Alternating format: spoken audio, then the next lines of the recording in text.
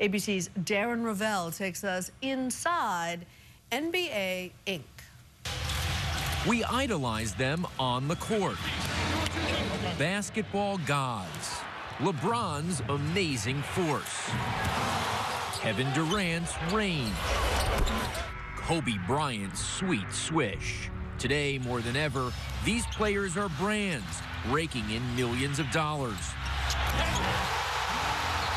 More than 50 NBA players made at least $10 million this past season in salaries alone. I think this is the first time in the NBA's history that you've had this big of a number of players that, are very marketable and are, performing at such a high level. More and more fans are tuning in on television, with average viewership over the last decade up 37% for the regular season, more than the NFL, NASCAR, and Major League Baseball. But the business of basketball goes way beyond the hard court. For the coveted few, the real money is made off the court.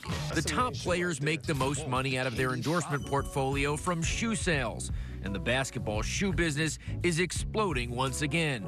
LeBron, Kobe, and Kevin Durant all make between $10 million and $20 million a year from Nike, which is 96% of the basketball shoe market above $100.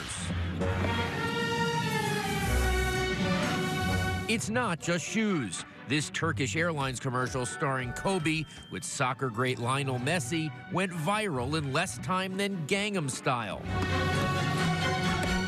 More than 100 million views on YouTube. Endorsements make Kobe some serious cash. An additional $34 million this year, roughly $6 million more than what he made on the court. Why does a brand like Turkish Airlines go after Kobe? Because, for them, the most marketable athletes, are basketball players. And the NBA is obviously now a global game. And when you're a company from overseas and you're trying to tap into that market, you're going to go to, the top guys.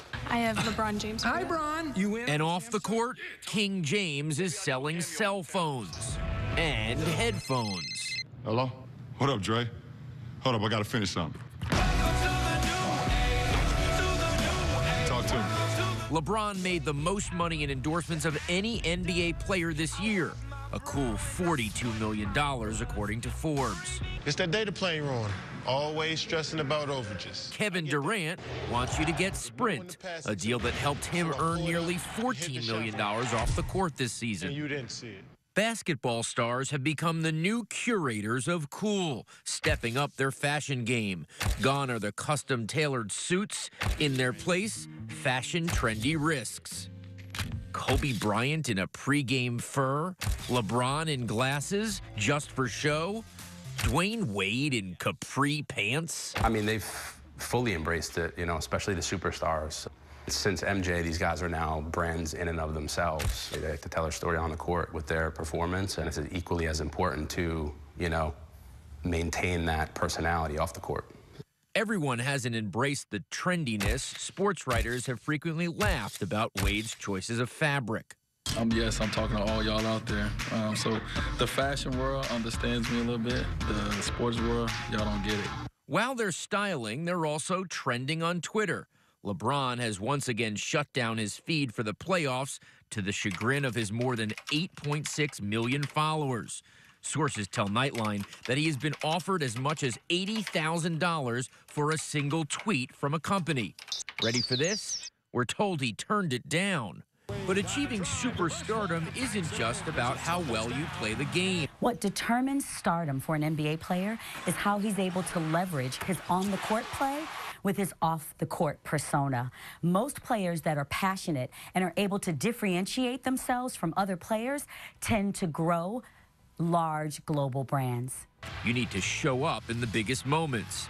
And it looks like this guy, Danny Green, came out of nowhere in this year's finals. Danny Green nails another three. Once cut by the Spurs, Green came back to the team and shocked the world with his performance, setting an NBA Finals record from behind the arc. Perhaps the run doesn't make him a national name, but at least puts him in the game as far as local advertisements go. Just being a great player in the NBA is no longer enough. You don't find the corporations coming after players. You see players aggressively soliciting and going after the corporate alliances and partnerships that they think best mirror their brand personas. So it's more important in this current day and age for players to incubate themselves with great teams and then start to seek the brand partnerships that they believe mirror their brand equity. It seems like each generation of basketball stars is becoming better at branding themselves, which marketers say isn't surprising. The business of being your own brand and being marketable starts in 8th grade, sometimes sooner. With each generation that goes by, I think that it gets more aggressive, where kids who are talented are on the radar and are building their brands and trying to make themselves marketable. They're doing a pretty good job. For Nightline, I'm Darren Ravel in New York City.